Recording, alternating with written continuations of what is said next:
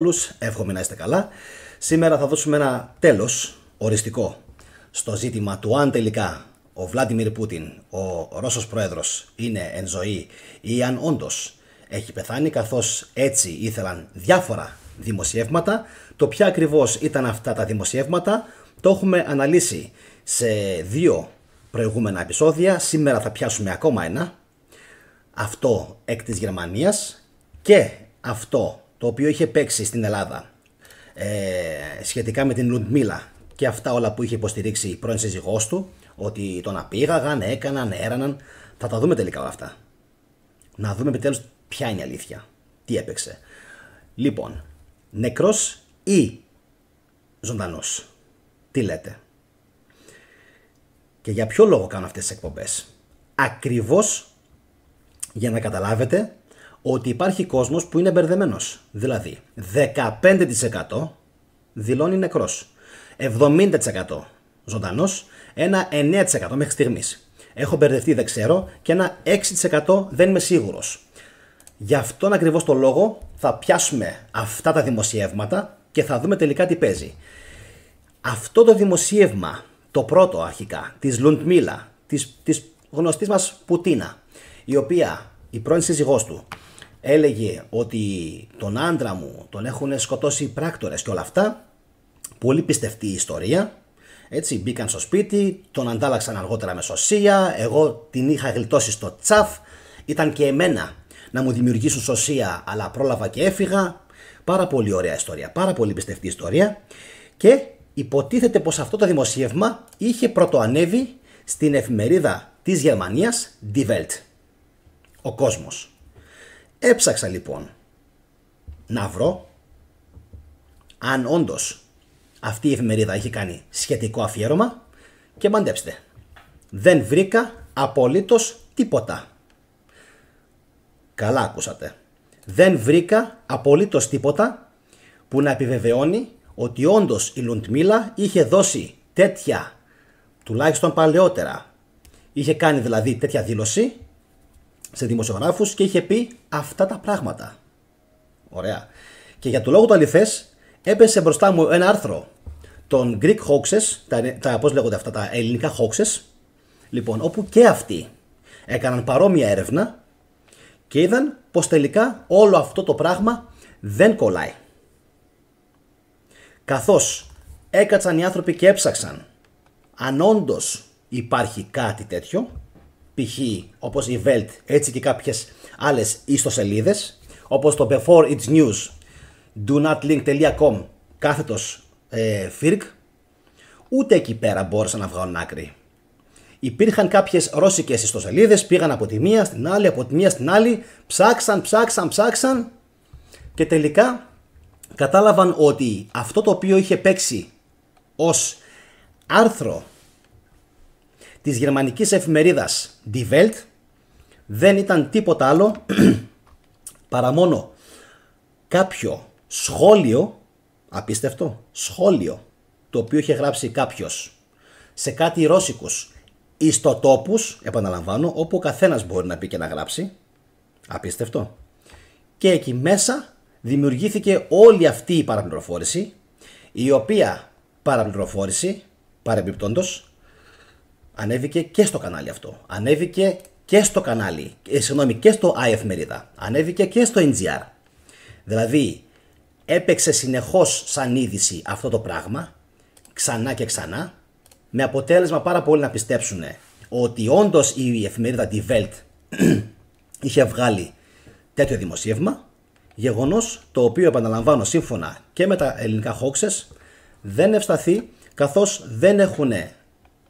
δεν έχουν βρει έγκυρη πηγή και φυσικά την ίδια την εφημερίδα που να αναφέρει κάτι σχετικό. Τώρα, αυτό ήταν το πρώτο σκέλος, το οποίο φαντάζομαι ότι οι περισσότεροι από εσάς το έχετε αντιληφθεί πως πρόκειται για ένα καλωστημένο hoax, fake news, ψέμα, ψεύτικη δήλωση.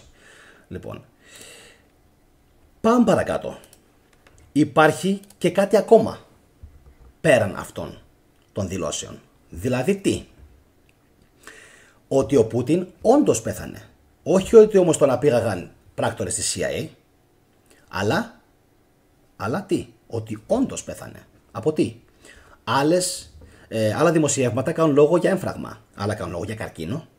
Πάμε όμως να πιάσουμε ένα γερμανικό, οι οποίοι οι Γερμανοί πέφτουν με τα μούτρα πολλές φορές να φάνε τον Πούτιν. Λοιπόν, όπου διαβάζουμε Gerüchte über Putins Tod.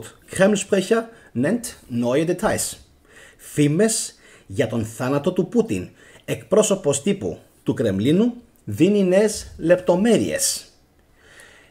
Και το δημοσίευμα αυτό αναφέρεται σε μια υποτιθέμενη καρδιακή προσβολή που έπαθε ο ηγεμόνας της Ρωσίας, ο Βλάντιμιρ Πούτιν, ενώ ο Δημήτρη Πεσκόφ την 3η 24 Οκτωβρίου 2023 βγήκε και δήλωσε πως όλα είναι εντάξει με τον πρόεδρο της Ρωσίας, ως συνήθως όλα είναι ράδιο αρβίλα, σύμφωνα με το πρακτορείο Interfax. Και φυσικά το Κρεμλίνο για ακόμα μια φορά, όπως και τόσες άλλες, διέψευσε τις φήμες για την υγεία του Πούτιν, ενώ λίγες μέρες αφότου οι ισχυρισμοί ότι ο πρόεδρος Πούτιν υπέστη καρδιακή ανακοπή και όλα αυτά απορρίφθηκαν ως ψευδείς ειδήσεις, εντάξει, η ίδια η πηγή, το κανάλι Telegram General SVR, ανέφερε αργά το βράδυ της 5ης, αναφερόμαστε στον Οκτώβριο του 23, ότι ο ηγέτης της Ρωσίας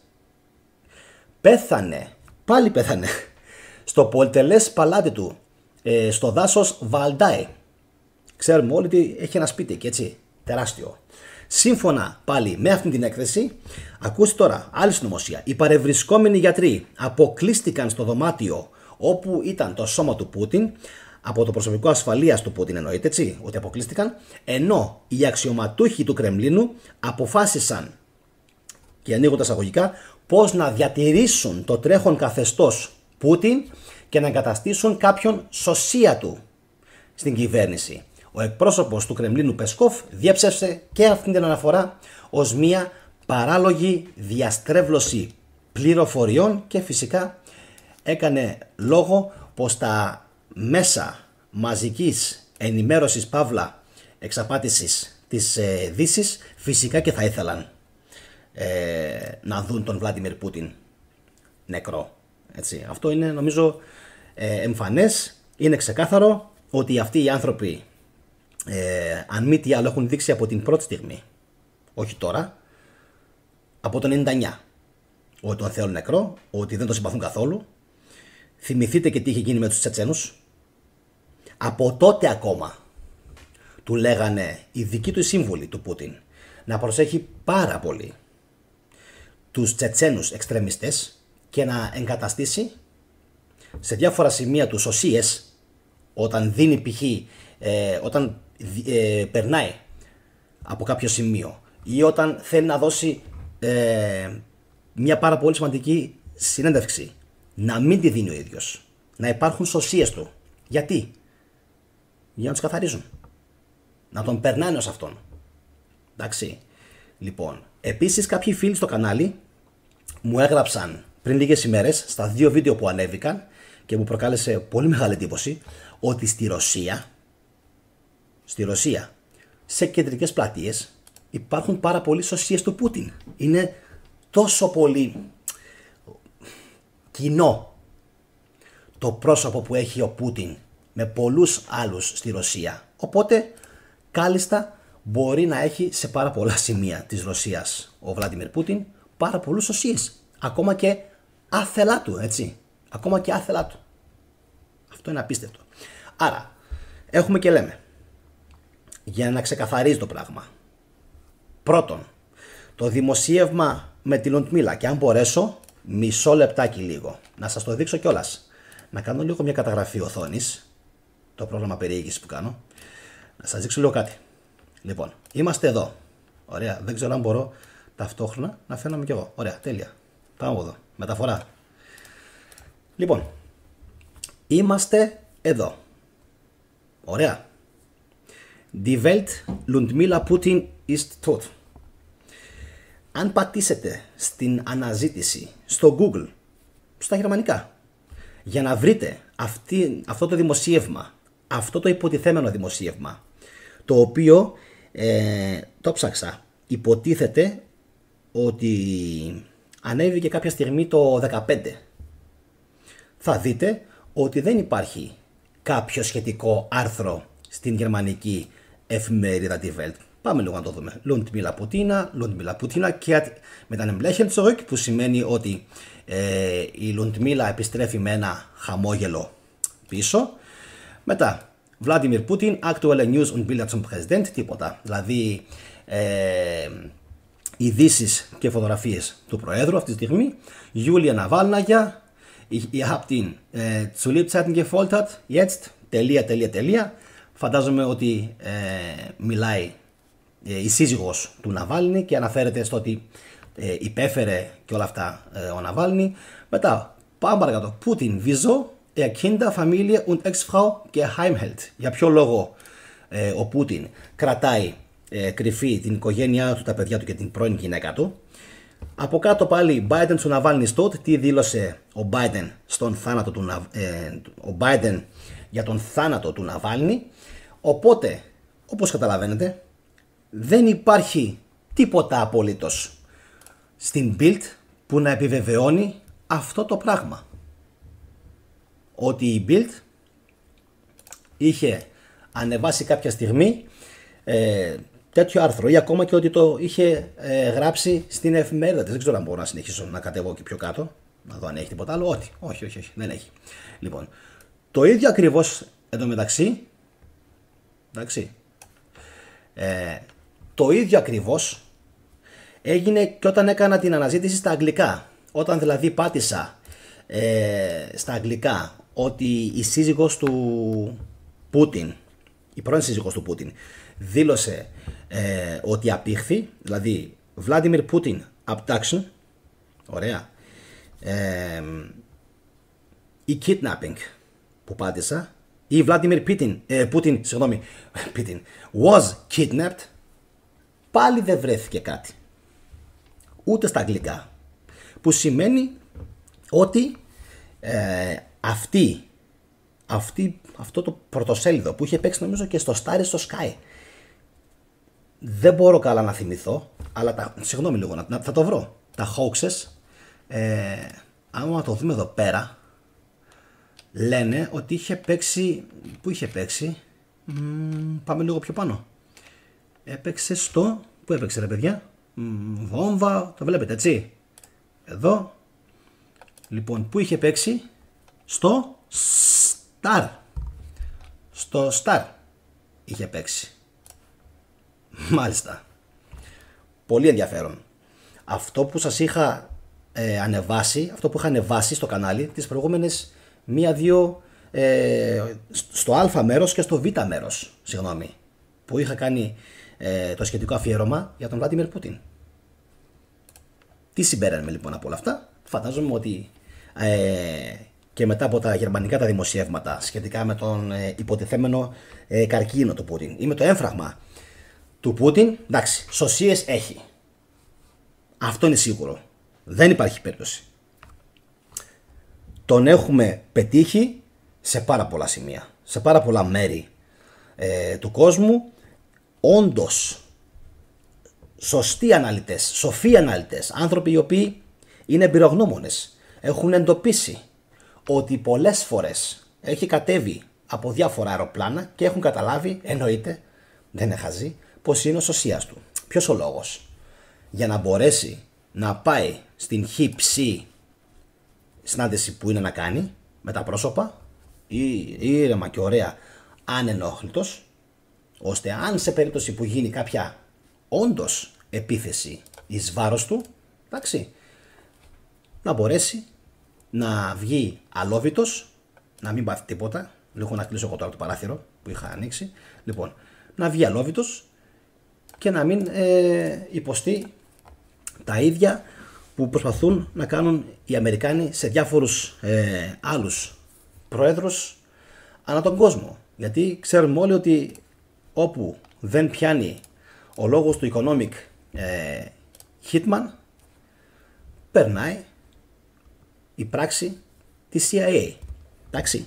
Οπότε, νομίζω πως κάπου εδώ κλείνει όλο αυτό το κεφάλαιο, α μέρος, β μέρος και σήμερα γ μέρος, περί της υποτιθέμενης είτε δολοφονίας, είτε απαγωγής, είτε θανάτου ακόμα του Βλάντιμιρ Πούτιν. Η απάντηση είναι ξεκάθαρη, πως υπάρχει πολύ μεγάλη πιθανότητα να μην έχει πάθει τίποτα από όλα αυτά και να συνεχίζει κανονικά να κυβερνάει την Ρωσία ο Βλάντιμιρ Πούτιν. Πώς σας φάνηκε η σημερινή ανάλυση? Νομίζω πως τα καλύψαμε όλα. Σε περίπτωση που συμφωνείτε, πατήστε like, κοινοποιήστε αυτή την εκπομπή όπου πιστεύετε ότι θα πιάσει τόπο και θα αρέσει. Νομίζω πως είναι μια πάρα πολύ μεστή, εύκολη, ωραία, εύπεπτη και γρήγορη εκπομπή. Πιστεύω πως τα απαντήσαμε όλα σας, δηλαδή, ή τουλάχιστον απαντήθηκαν όλα τα σχετικά ερωτηματικά που τέθηκαν σε προηγούμενες εκπομπές από εσάς κάτω στα σχόλια, και νομίζω ότι κάπως έτσι μπορούμε να συνεχίσουμε τις επόμενες μας εκπομπές, που σημαίνει την Παρασκευή 22 και 30 θα έχουμε καλεσμένη την κυρία Μαρία Μαραγκού, τη συγγραφέα, και πιστεύω ότι, όπως φάνηκε και από την αντίδραση που έδειξαν οι συνδρομητές και τα μέλη του καναλιού, θα σας αρέσει πάρα πολύ αυτή η εκπομπή. Οπότε θυμηθείτε να έχετε χτυπήσει το καμπανάκι όσοι δεν το έχετε χτυπήσει. Όσοι το έχετε ήδη χτυπήσει, μην αγχώνεστε, θα σας έρθει αυτόματα ενημέρωση από τον αλγόριθμο του YouTube. Αυτά από μένα. Πριν φύγετε, κάντε ένα like και τα λέμε την Παρασκευή στις 22 και 30. Να είστε όλοι καλά. Καλή συνέχεια. Γεια σας.